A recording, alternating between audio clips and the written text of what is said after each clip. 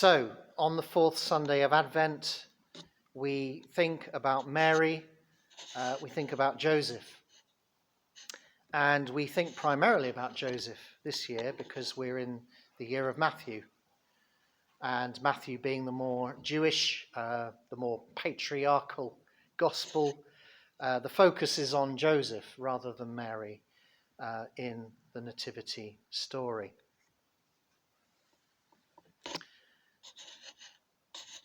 What is the use of men? That's, I think, a question that's probably been asked in every generation.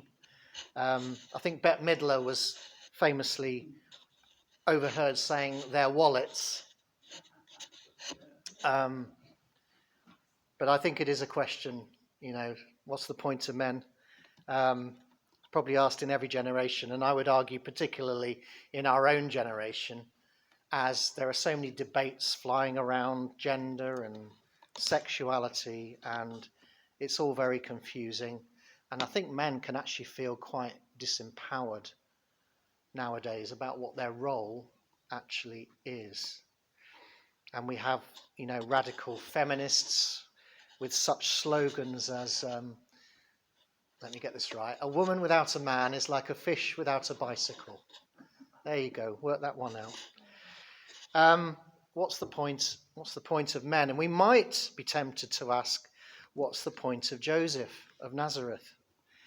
What is the point of Joseph? He appears very, very fleetingly in Luke's Gospel. We get a little bit more of Joseph, as I say, in Matthew's Gospel. But even saying that, we never hear his voice. He never says anything. And before you know it, he's gone. He's gone from the Gospel accounts. And nobody's quite sure what happened to him. We assume that he died early in Jesus' childhood. But we don't really know. There's lots of legends and lots of traditions. But in terms of the Gospel accounts, he just disappears. So we might think, what's the point of Joseph? It's a real kind of cameo role. And so often, yes, our focus is on Mary. Well, in our gospel reading today from Matthew, there are two things I'd like to draw our attention to remind us about in terms of why Joseph was important in the unfolding of God's plan through Jesus. And the first of those, and this is mentioned by Paul as well in our first reading from Romans chapter 1, Joseph was from the house of David. Now that's important. It's important for Matthew, it's important for Paul, it's important for a lot of the early Christians because there were all those prophecies made centuries before in what we call the Old Testament.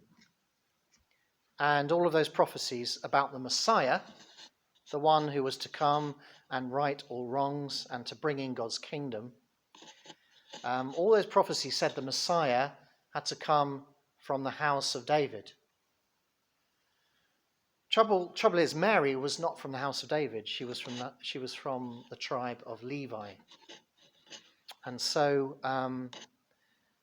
in order for Jesus to truly be of the house of David, that's one of Joseph's important roles in being betrothed to Mary, but then being married to her as he decides to follow through on the marriage.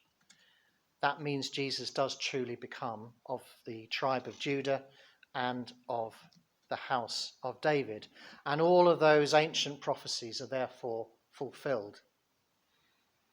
And for Matthew particularly, that thing about the scriptures being fulfilled is really, really important. It was very, very important for those Jewish people who were deciding to follow Jesus as the Messiah.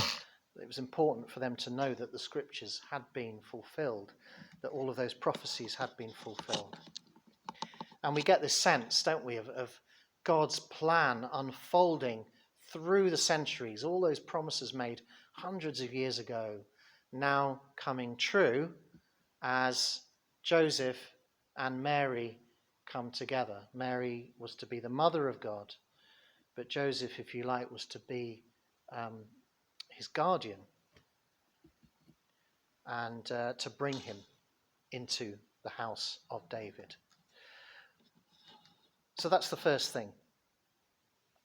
The second thing that Matthew mentions is that we have Joseph to thank for Jesus' name. It was the tradition in those days that the father always gave a newborn baby his or her name. And in his dream, the angel gives instructions. He gives reassurance about marrying Mary, but he also gives the specific instruction that he says to Joseph, you will name him Jesus. And what I love about that name Jesus is it was a very ordinary name in those days. There was nothing special about the name Jesus. Lots of people were called Jesus, as indeed they are today, in Spain particularly, and in Latin American countries. Jesus, Jeshua, Joshua, they all mean, it's a very, very ordinary name, but it's a beautiful name because it means God saves, God rescues. And that reminds Matthew, again in his account here, that reminds Matthew of another name uttered in those ancient prophecies. And this is a more unusual name. It's not like Jesus. This is an unusual name. And that name is Emmanuel. Because in the prophet Isaiah, there is the prophecy, look, the virgin shall conceive and bear a son. Actually, in the original Hebrew, it's just the young woman. But we'll leave that aside for now. Look, the virgin shall conceive and bear a son, and they shall name him Emmanuel, which means God is with us. And for Matthew, those two names are very inextricably linked. God saves, God rescues, and God is with us are to be understood very much side by side. Because how can God rescue us? How can God save us if God isn't with us? And those two names go side by side in Matthew's account here. But this is God's plan which has slowly been unfolding through the centuries and finally now comes to fruition. And apart from anything else, it should remind us that, God's plan does often unfold very slowly, but very surely. And we were thinking earlier in Advent, weren't we, about not being in a hurry. Don't be in a hurry, because it seems that God isn't in a hurry. And these things percolate and these things brew away under the surface for centuries and centuries until the time is right. But this is God's plan, to save us and to rescue us by becoming one of us, truly becoming one of us in Jesus. And through Jesus, lifting our humanity, helping us, encouraging us to be better versions of ourselves. And doing that not only for ourselves, but for the world, encouraging the world to be a better version of itself. And boy, does it need to be at the moment. So this is all God's wonderful plan encapsulated in those two names, Jesus and Emmanuel. But it is thanks to Joseph that Jesus is called Jesus. Joseph, we are told, is obedient to the angel's instruction, and he does indeed call him Jesus. God saves. But quite apart from that, think of the support that Joseph was to Mary as he decides to stick with her, as he decides to stay by her side. Now, in one sense, Joseph sticking with Mary and them actually getting married does actually complicate Mary's life. because he's from the house of David. We read in Luke, that the emperor of the time decides to have a census. And that means that long and arduous journey to Bethlehem. So there is that complication because Mary is married to Joseph. But apart from that and aside from that, just think about the wonderful support that Joseph was to Mary in those difficult months. They would have been really difficult months of pregnancy, and with all the gossip and all the rumours and all the controversy that would have been around. And then he was there for Mary, around that very difficult birth in that backyard in Bethlehem.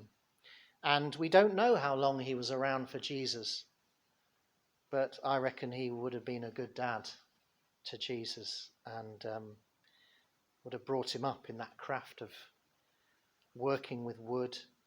And we don't know how long he was in that nurturing role. But when we put all these things together, yes, Joseph of Nazareth had a lot of uses, and he's very, very important indeed. One more thing I want to draw our attention to, and that's that little detail that before the angel's dream, before the dream in which an angel spoke to him, according to Matthew, it says Joseph, being a righteous man and unwilling to expose her to public disgrace, planned to dismiss Mary quietly. According to Matthew, that would have been the righteous thing to do. It would have been a good and proper thing to do. He would have been entirely within his rights to do that. It would have been a righteous thing. But with the intervention of the angel, Joseph changed his mind and decided to go over and above that righteousness, to go over and above what was merely the right thing to do or the decent thing to do. And this word righteous or the word righteousness, they're very important words in Matthew. And we get this word quite a few times in the gospel. And for Matthew, being righteous or having righteousness is more than just doing the bare minimum to be good or to be decent. For Matthew, being righteous is about embracing the whole of God's will. And there's a difference between those two things. Think of Jesus at his baptism. He's there in the river, and John the Baptist says to him, Jesus, you don't have to do this. And what does Jesus say? No, we must go ahead with this for the sake of righteousness. Again, Jesus didn't need to be baptized. He didn't have any sins to repent of. But again, he wanted to fully embrace God's will at this point. He wanted to fully embrace what it was to be part of the human family in all of its sinfulness. Think of the Sermon on the Mount, where Jesus says to his disciples, your righteousness must exceed that of the scribes and the Pharisees. In other words, don't be content with just doing the bare minimum to be good. Don't just think about following the law and keeping the law. No, righteousness is about fully embracing God's will in your life. And that's why we always remember Mary and we always remember Joseph on this fourth Sunday of Advent. Both of them, each in their own way, they fully embraced the will of God for their lives. Joseph decided to fully embrace the will of God by sticking with Mary and being her husband and all the implications of that. And it wouldn't have been easy, as it wouldn't have been easy for Mary. both of them, in their own way, they said a huge yes to God. They said a huge yes to God's plan. They said a huge yes to God's will unfolding in their lives. And that wouldn't always have been easy. There would have been a lot of trouble, a lot of controversy, a lot of pain for them in doing that. But today we do rejoice that both of these people, this wonderful couple, who were blessed with nurturing the very Son of God in their family, both of them did say this huge yes to God's plan. And it makes us think maybe about, is God calling us to say yes in new ways? Is God calling us to say yes to him, to his plan, to his will in our lives as we prepare for Christmas once again, as we prepare for a new year? Are there ways in which God is calling us to fresh ways of being righteous, which is more than just being good or being decent, doing the bare minimum? It's going over and above and fully embracing God in our lives, as Joseph and Mary both did.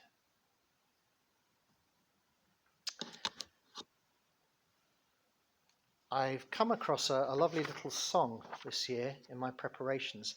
It's simply called Joseph's Song, and it's by somebody called Mark Card. And yeah, Joseph does come and go so quickly in the Gospels. I think a song like this helps us maybe to just enter a bit more fully into Joseph's world, into all the questions he would have had, all the awe and the wonder that he would have had about this role that he was being called to. So we're going to listen to this song now.